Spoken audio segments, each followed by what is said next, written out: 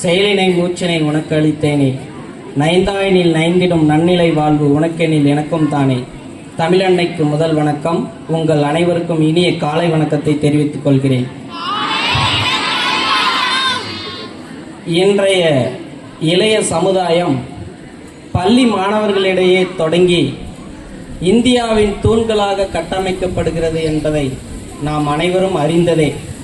இப்படிப்பட்ட இளைய சமுதாயம் சாலை விதிகளை பின்பற்றாமல் தங்களின் விதிகளையே மாற்றி மாய்த்து கொள்வதை நாம் எண்ணும் பொழுது மிகவும் வேதனை அளிக்கிறது.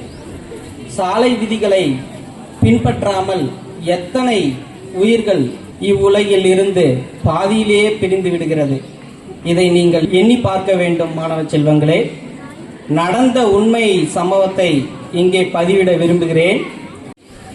அவர் கல்லூரிக்கு செல்லும் பொழுது இருசக்கர வாகனத்தில் முந்தியடித்து வேகமாக ஓட்டிச் சென்று புளிய மரத்தில் மோதி இறந்துவிட்டார்.